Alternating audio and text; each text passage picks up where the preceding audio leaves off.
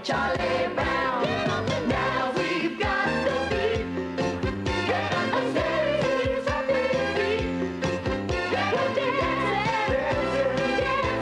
dancing with Snoopy's happy feet. Frida and Franklin, even little rerun. Belle, Spike and Snoopy, everybody's having fun. Let's not go home yet. If we stick around, maybe that red-haired girl will come and dance with Charlie Brown. Your host for this evening's party, the creator of Charlie Brown and Snoopy, Charles Schulz. Good evening, and welcome to our celebration. Tonight we're going to show you the very best from our past 20 years on television, plus some new animation. We'll take a look behind the scenes to see how it all works. When we told Snoopy about this party, he took it calmly as usual. I'm gonna give 'em something old. I'm gonna give 'em something new. I'll give 'em whatever they ask for. 'Cause this is my big debut.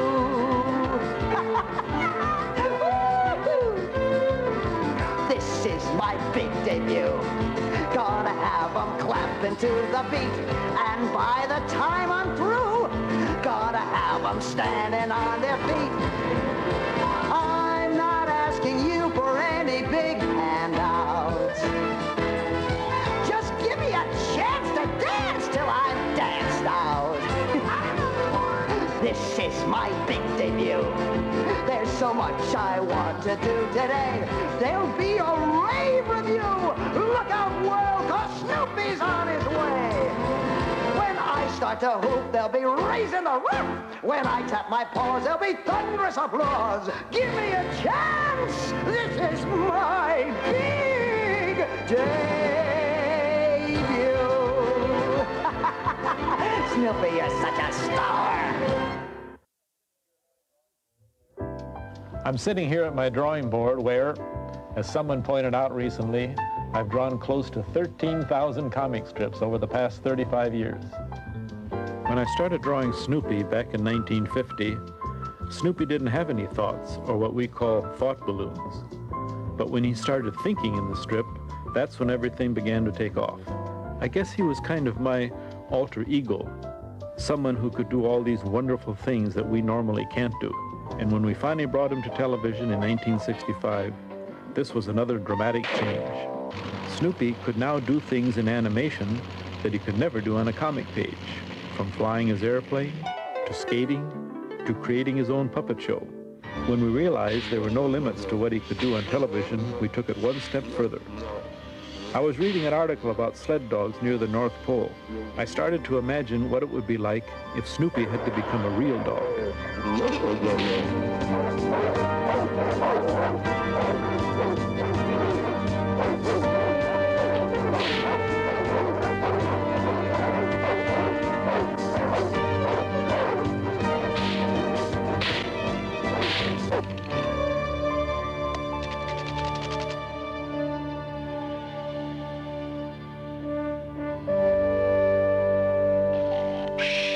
Eventually, his hunger brought him inside a gambling hall.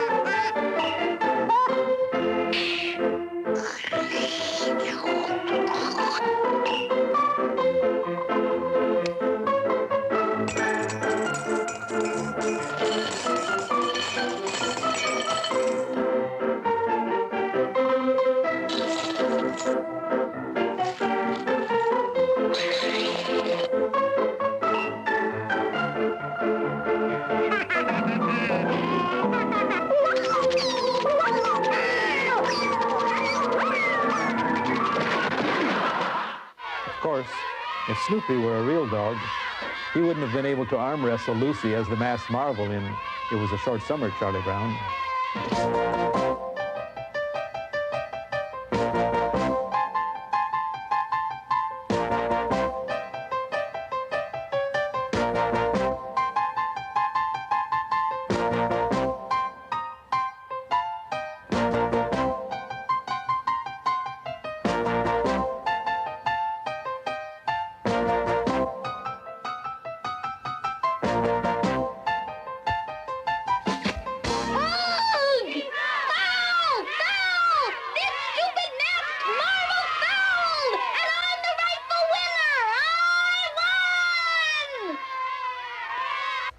Sometimes it's hard to believe that Snoopy has been on the CBS television network for 20 years. We thought you'd enjoy some of the highlights of his Walter Mitty-like adventures. A friend of mine, Dr. Bob Albo, had always fascinated me with the hundreds of different magic tricks he could perform. I started to imagine what Snoopy would do if he had the magical powers of a great magician.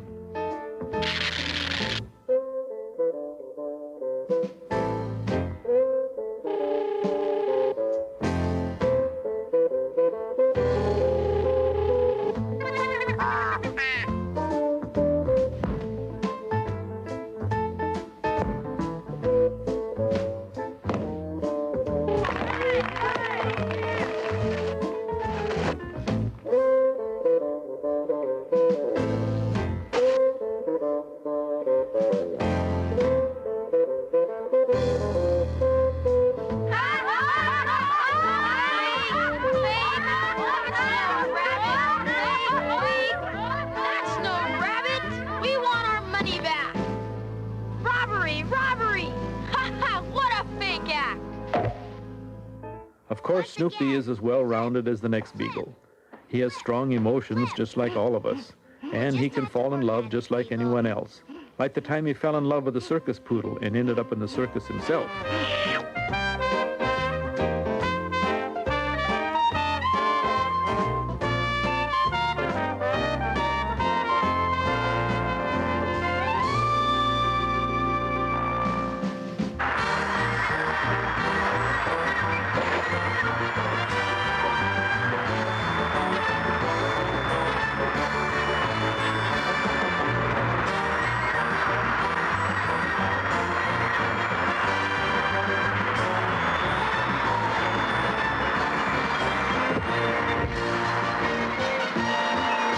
But Snoopy does have his quieter moments, even on network television, as we see in this scene with Peppermint Patty and Marcy.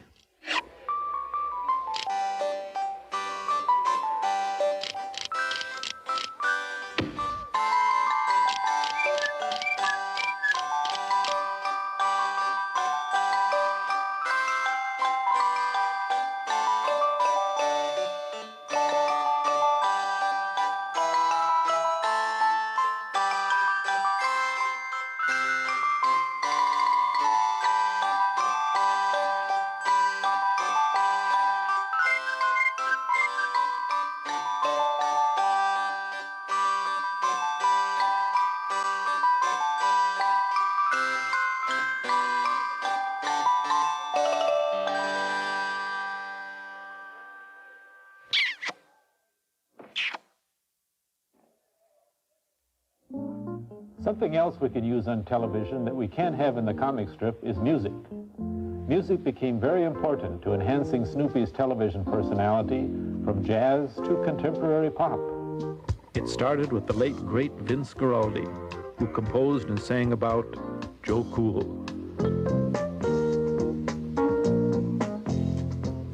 Joe Cool, back in school, hanging around the water fountain, playing the fool. Joe Cool, take it light. If the principal catches you, you out of sight. Take those shades off, walking around the hall. Joe Cool, making the rounds, checking all the kiddies up and down. Joe Cool, play it straight. If the principal catches you, it's gonna be too late. Yeah, Joe Cool, after school, working in a supermarket, breaking the rules. Joe Cool, playing the clown. Just be careful of the shopping carts, they're gonna bring you down. Yeah, going for a ride now. Joe Cool was a product of the late 60s, but times change, and music reflects those changes. When I saw the movie Flashdance, I wondered how Snoopy would look in a similar situation. It started with the recording of the song by Desiree Goyette and Joey Scarberry. He steps on the floor without making a sound, and then he starts feeling the beat. You would think the floor was greased by the way he's moving his feet. He's a champion. He's the best. Impossible to tame. People say that he's obsessed. Listen to the sound of his name. They call him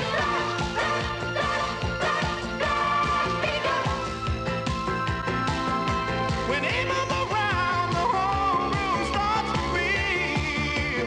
Followed by the choreography of famed Flashdance dancer Maureen Jahan.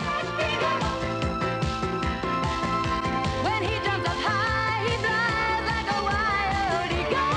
And then animated by animator Bill Melendez in a process called rotoscoping.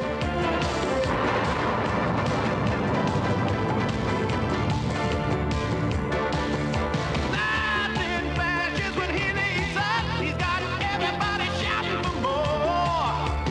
Thunder crashes when he hits the ground. He's burning up the dancing He's a floor. champion. He's the best. Impossible to tame. People say that he's obsessed. Listen to the sound of his name. They call him Flash, Flash, Flash, Flash, Flash Eagle. He moves around, the whole room starts to reel. You know he's Flash, Flash, Flash, Flash, Flash Eagle. When he jumps up high, he flies like a wild eagle.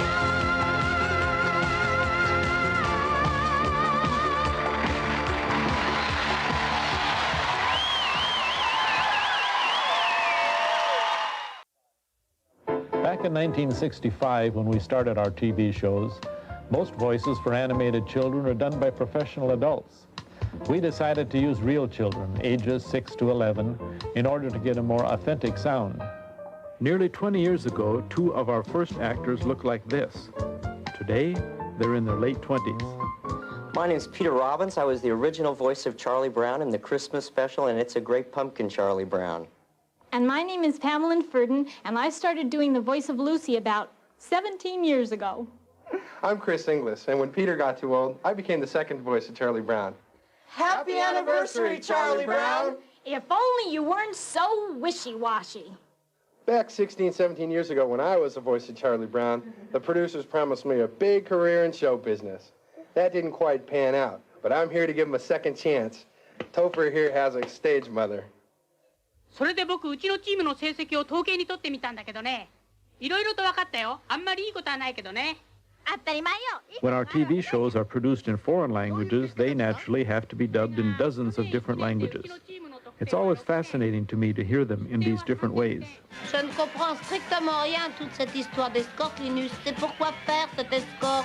C'est simple, Charlie Brown. Nous accompagnons la reine et ses suivantes au bal après la partie. This is our current cast, our 10th cast, with producer Lee Mendelson as they record their lines for some new animation. Okay, kids, a little more energy. Take two. Action, Lucy. So it's your 20th anniversary, huh, Charlie Brown? Oh, well, I guess so, Lucy. Congratulations, big brother. Thanks, Sally. We're all very proud of you, Charles. Thank you very much, Mercy. Come on, Chuck. Admit it. After all these years, you kind of like me, don't you, Chuck? You sly dog. Oh, good grief. Okay, action. What did you put down for the fourth question, Marcy? 6 times 12 is 72. 72? I put down green. Once we record the voices, then the animation process really begins. The man who has been in charge of all of our animation for the past 20 years is director Bill Melendez. Well, the first thing we do is a storyboard, which is just an illustrated script, which then goes to the layout man, who is going to stage it. I take the storyboard and draw the background to a larger size to fill a certain field that the camera will see. Then I draw in the key poses so that the animator will know where the action is taking place. After layout, the scene will go to an animator. An animator is an artist who acts out the scene by drawing a sequence of drawings that will illustrate minutely that action. After the animator, the drawings go to a tracer, an inker. There's up to 30,000 of these drawings that have to be traced very carefully and accurately. Even if she's tracing over the old drawing, she's improving it. It's looking better all the time. After the scene has been traced, it goes to a painter. A painter takes each drawing and reverses it. The paint goes in the back side of the drawing. You can see why we painted on the reverse side of the cell. In another part of the studio, a background artist is doing her work, which is, as you can see, painting backgrounds. After all the drawings are inked and painted, we bring them to our photographer, Nick Vasu, who's done every Charlie Brown film for the last 20 years. For every second of film, we shoot many, many different cells. Remembering, the film goes at 24 frames a second. The cells themselves create many different levels, which you can see are exposed in its proper order before the cameraman can shoot each frame. And so a cameraman will photograph up to 30,000 different drawings to complete a half-hour show. After all the drawings have been photographed on 35mm film and gone to the lab, the film comes back here to our editor, Chuck McCann. Here at the Moviola is our last chance to make any change or correction that might be needed, and then it goes to the lab for the final print. What did you put down for the fourth question? 6 times 12 is 72. 72? I put down green. Green? Why did you put down green? I thought it was a trick question. The first show that Bill animated was the Christmas show back in 1965. This show was to set the pattern for 7 more holiday shows in the years to come. We were surprised by the strong national reaction this first show achieved. Apart from its strong statements about the Christmas season, I think the unusual jazz score by Vince Guaraldi was one of the reasons for the show's success.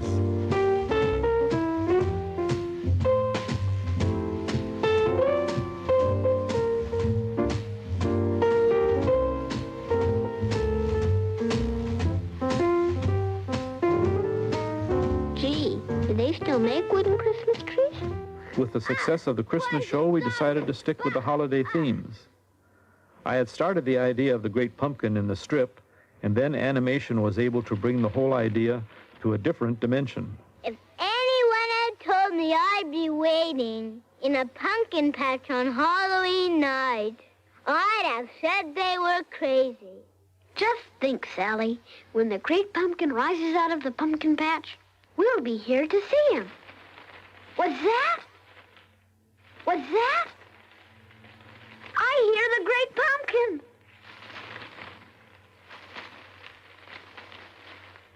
There he is! There he is! It's the Great Pumpkin! He's rising up out of the pumpkin patch! I got 5 pieces of candy. I got a chocolate bar. I got a quarter. I got a rock. That scene with the rocks seemed to get a lot of viewers. Charlie Brown received candy and cookies from folks all over the United States.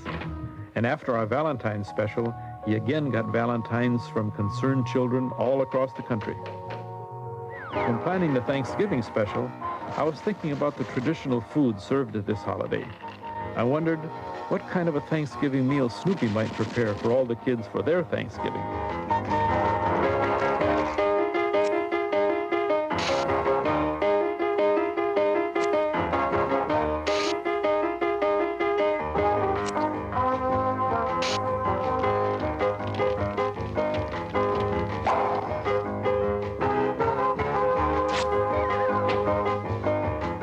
Rounding out our major holidays, I thought it might be fun if the Easter Beagle would take over from the Easter Bunny. This was a lot of fun for Snoopy because he got to dance with some of his all-time favorites, the Bunny Winnies.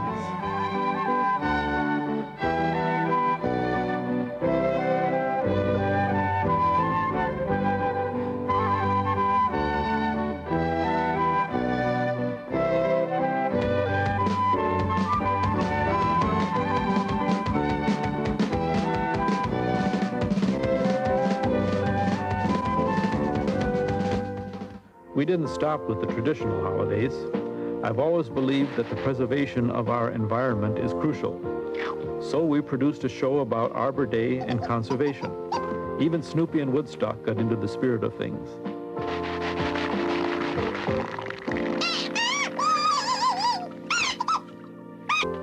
Our kids went to Normandy Beach in the south of France for the show, What Have We Learned, Charlie Brown? The theme was underlined by the words and voice of General Eisenhower when he had visited that same spot. But these young boys, so many of them, over whose graves we have been treading, looking at, wondering and contemplating about their sacrifices, they were cut off in their prime. But they never knew the great experiences of going through life like my son can enjoy. I devoutly hope that we will never again have to see such scenes as these. I think and hope, pray, that the humanity has learned more than we had learned up to that time. We must find some way to work to peace and to gain an eternal peace for this world.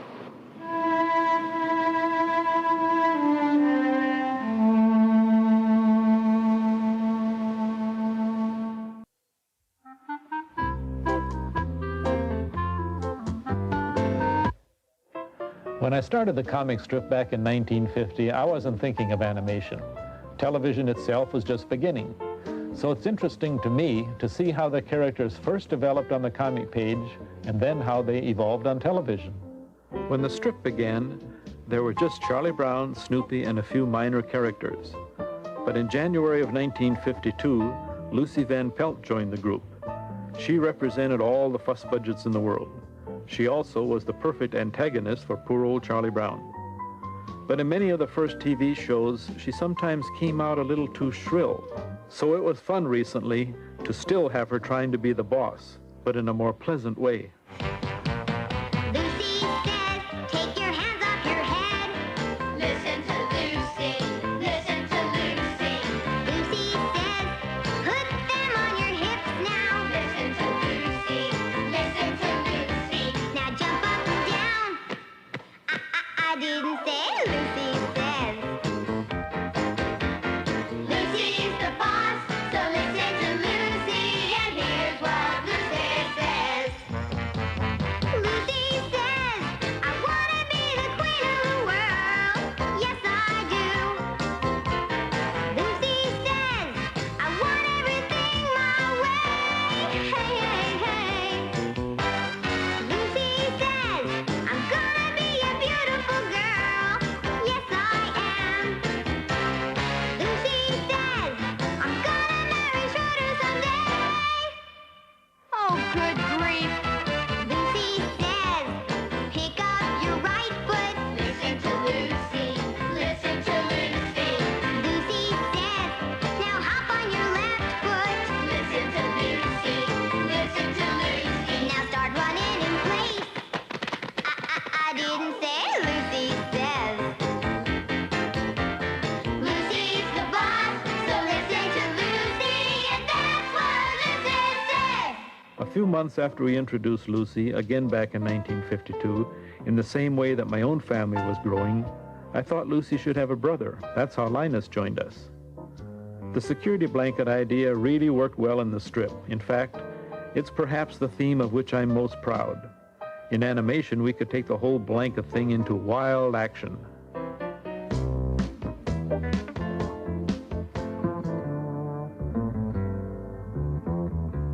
Make one move toward this blanket, you stupid beagle, and I'll pull down your window shades.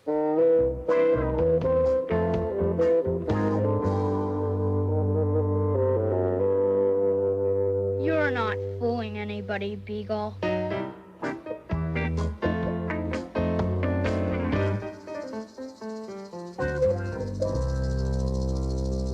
One more step, Beagle, and I'll punch your lights out.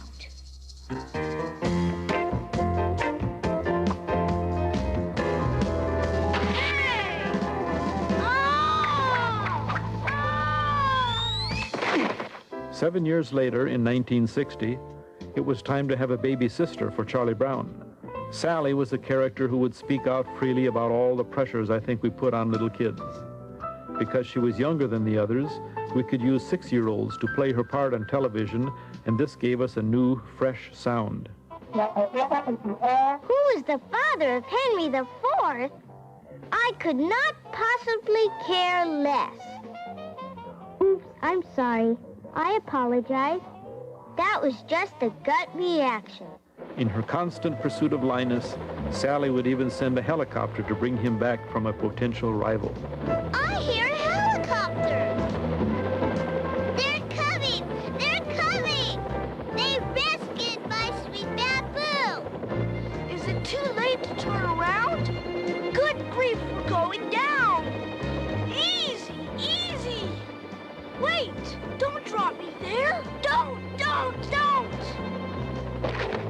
My sweet Babu! Stupid pilot!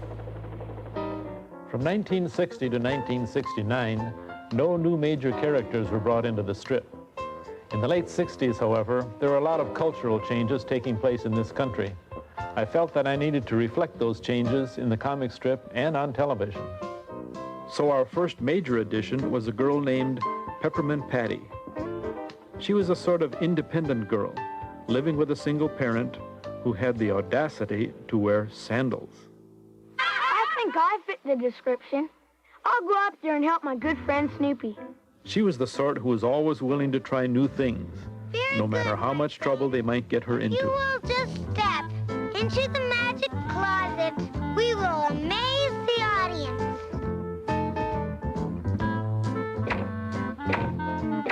Watch carefully, please.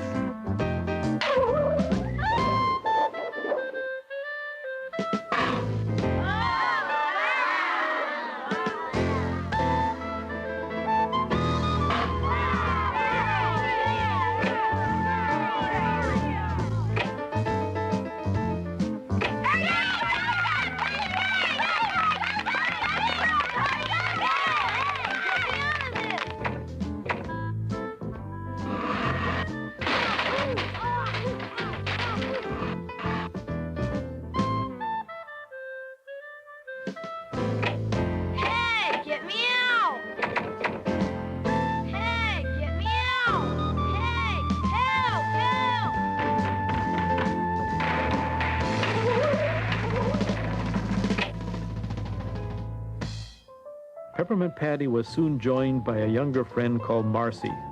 She was more intelligent, sensitive, and polite than her older tomboy friend Patty, who she insisted on calling Sir.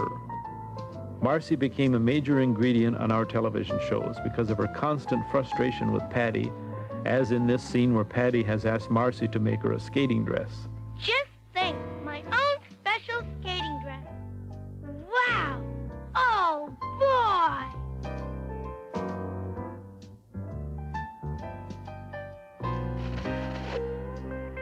Maybe it'll look better after I get the sequins sewed on, sir. Marcy! This is the worst skating dress I've ever seen!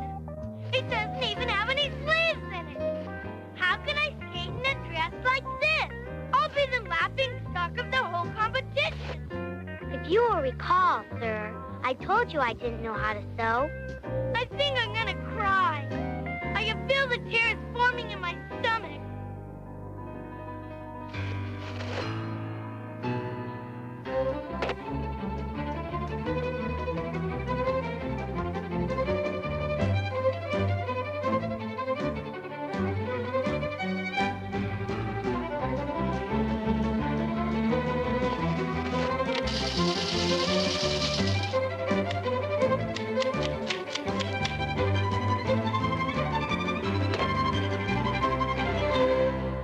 By 1970, everyone had a close friend except Snoopy.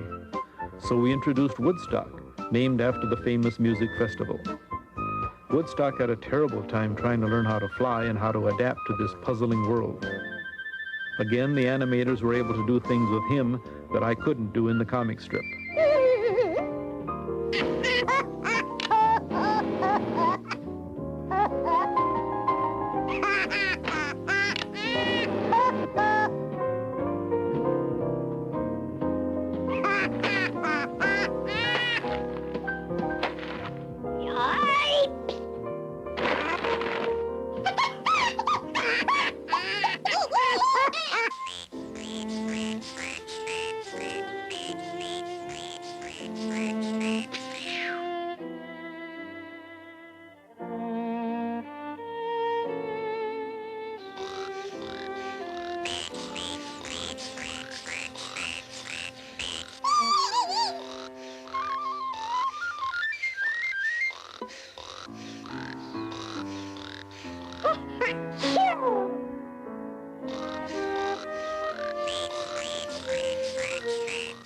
Our resident musician all these years has been Schroeder.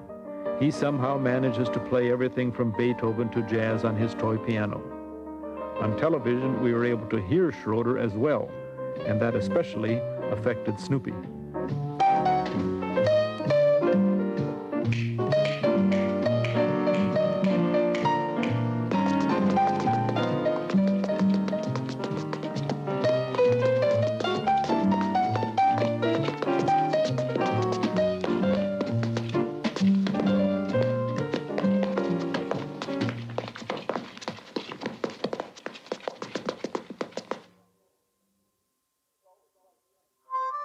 It's always fun to introduce new characters. When I was about 7 years old, I spent a few months living on the Mojave Desert in Needles, California, with characters like this. So that's how Snoopy got a brother named Spike, who recently made his TV debut.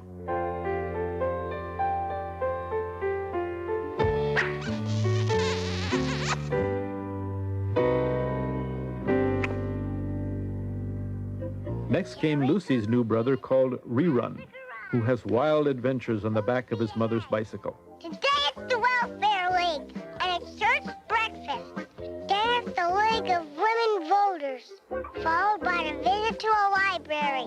From there we go to the hairdresser, then the supermarket, then the rousing meeting of the PTA. Considering I don't do anything, I lead a very active life. I rarely draw the character Pigpen in the comic strip, yet for some reason, people are always asking me about him. We recently gave him his first major scene on TV.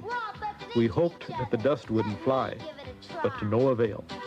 Bow to your left, bow to your right, and if you find no one in sight, just bow to your toes and bow to your knees and dance around just as you please. When you're doing the Pigpen hoedown, gotta have a collar you can trust, 'cause when Pigpen does a hoedown, he really kicks up some dust. I can only see.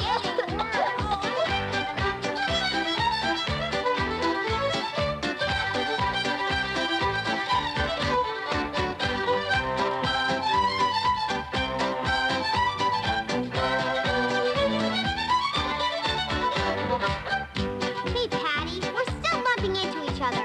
Let me be the caller. We don't need a caller, Lucy. We need a vacuum cleaner. If we really want to dance, and we stay here, we got no chance. So knock to the ceiling, bow to the floor, leave Pigpen here, and head for the door. When you're doing the Pigpen hoedown, gotta have a collar you can trust, 'cause when Pigpen does a hoedown, he really kicks up some dust.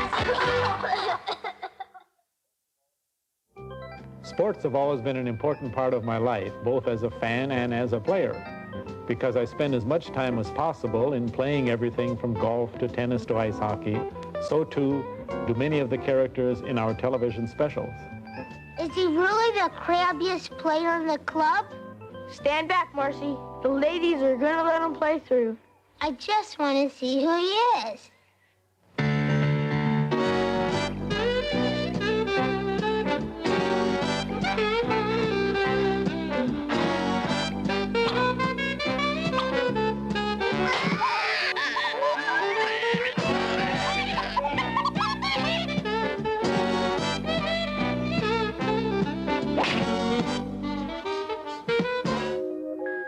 I thought I saw a shooting star. It did not make a sound. It was so high, I can't be sure it ever touched the ground. But I am sure I thought it fell, and it brightened up my day. Won't you say that you thought you saw it too, so I can feel this way? There will be a 1-point sudden death tiebreaker.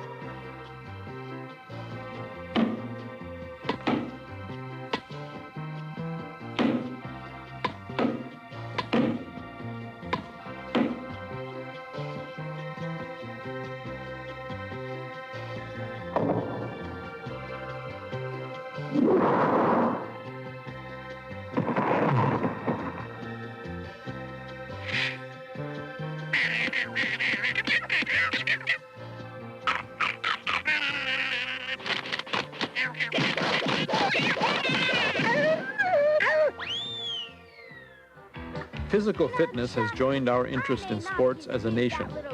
A while back, my daughter Jill got me interested in aerobics. We filmed one of Jill's routines and then created this scene with Peppermint Patty. I run 5 miles every morning. I do 100 push-ups every day. I pedal every night, take a swim, take a hike. I'm in shape, I'm in shape, I'm in shape. She's practicing Peppermint Patty's PE program.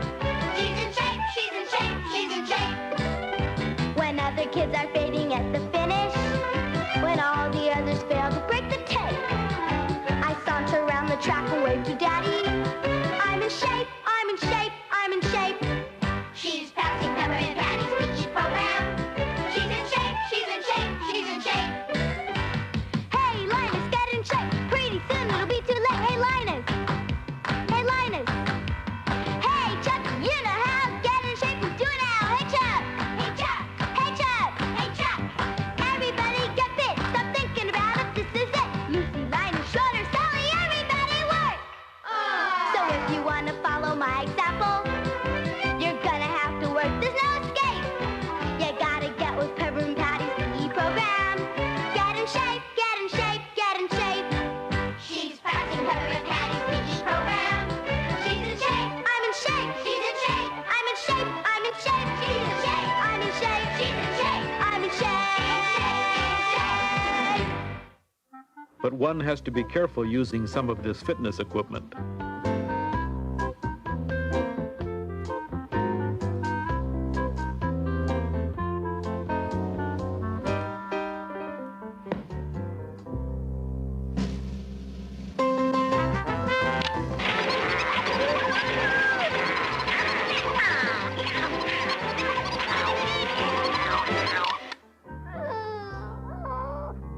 Sports have been one of our major themes on television. The focus, of course, has been on the athletic trials of Charlie Brown. Whether it was a motocross race, or a football challenge, or a decathlon, or the inevitable baseball game, Charlie Brown has always been the central character. I guess I've drawn this round head over 50,000 times now. Many of the struggles that Charlie Brown has gone through are similar to the struggles that I suffered when I was growing up. Struggles, in fact, that we all endure each day of our lives. Charlie Brown's preoccupation with baseball goes back to my own teenage days. I dreamed of being a player on a Major League Baseball team.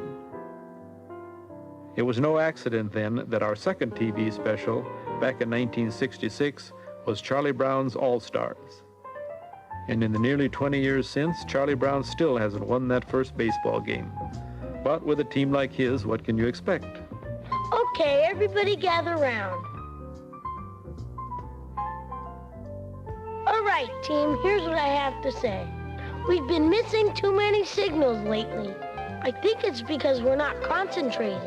If we know our signals, we just have to pay attention. It's simply a matter of concentration. Are there any questions? I have a question.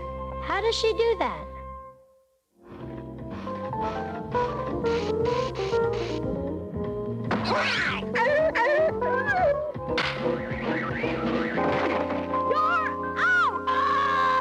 Charlie Brown actually was winning a baseball game in our Arbor Day show. But unfortunately, it got rained out. Come on back! Quitters! That's what you are! You're all a bunch of quitters!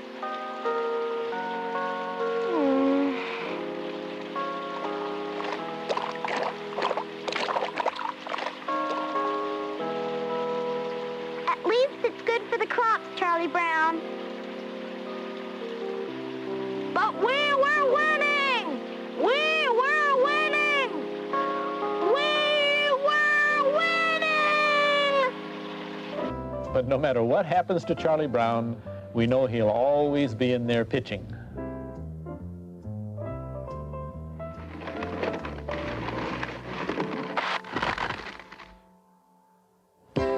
I don't know, Linus. I don't think I'm ever gonna win at anything.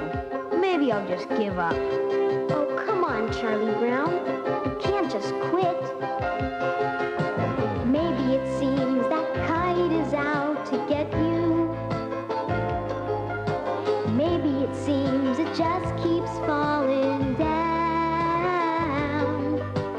Keep up your chin, my friend, because I betcha one of these days things are gonna turn around. Come on now, don't give up. Come on, Chuck. Gotta keep on trying. Don't give up. You can do it. They can't keep you down. Come on now, don't give up. Don't worry. Keep your spirits flying. 'Cause one of these days you'll make it. Come on now, Charlie Brown. That's the spirit. Let's go get him, yeah. They won't win this time. Yeah. Get him. That song starts to sum up, I believe, what most of the characters feel about poor old Charlie Brown. He's really a nice kid. One I would hope most people would like to have as a next-door neighbor. And deep down, I think all the kids really do like him. It's a well-known fact, Marcy, that a patient will recover faster if he knows a friend is staring up at his room. You should have been a doctor, sir. The light in Chuck's room just went out, Marcy. I bet he's gone to sleep, sir. Sleep well, Chuck. Hope you feel better in the morning. We miss you, Chuck. We love you, Chuck. We do? We do, Chuck. Poor Chuck. I hate to think of him lying up there in that hospital room. You like Chuck, don't you, sir? Well, I feel sort of I love Chuck. I think he's real neat. Real neat? You think he's real neat? I sure do. Someday I hope he'll ask me to the prom. In fact, I'd even marry Chuck. Come with me, Marcy. Is this the emergency entrance, ma'am? We're friends of Charles Brown. I have another patient for you. I think she's sicker than he is. Perhaps his finest moment on television, almost, was when he entered the school's decathlon competition. He was leading after 9 of the 10 events. All he had to do was finish, just finish, the last race, and he would then win the decathlon. Charlie Brown has the lead. I may faint. Keep it up, Chuck. You're setting a good pace.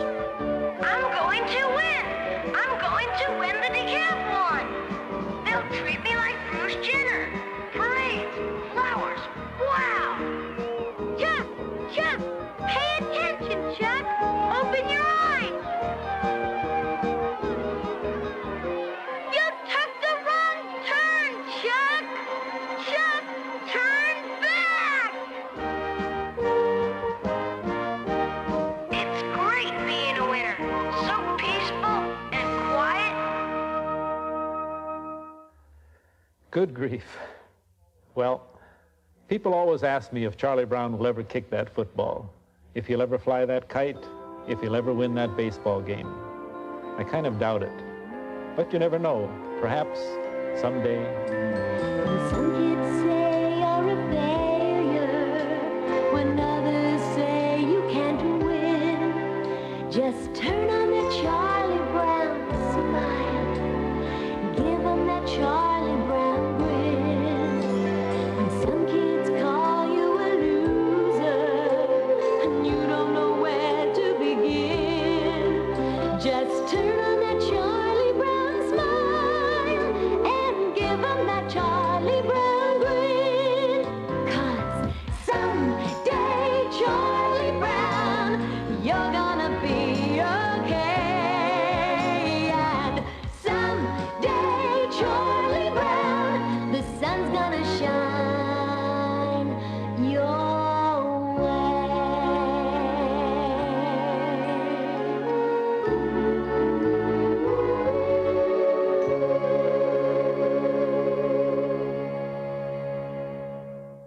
When we started the comic strip 35 years ago, Harry Truman was president. When we started on network television 20 years ago, Lyndon Johnson was president. We, you and I and Charlie Brown have been through a lot together. So I would like to take this special opportunity tonight to thank you millions of television viewers and newspaper readers for your loyal support of Charlie Brown. And thanks too to our wonderful sponsors and the CBS television network for your 20 years of support. Let's hope we can get together for more fun in the future. Good night. Someday, Charlie Brown, you're gonna... Saturday, guess who has a heart full of hope and an empty mailbox? Be My Valentine, Charlie Brown, Saturday night at 8, 7 Central and Mountain. Now stay tuned as Linda Carter and Angie Dickinson are two women with a shared secret, a mysterious past, and a deadly bond in Still Watch next.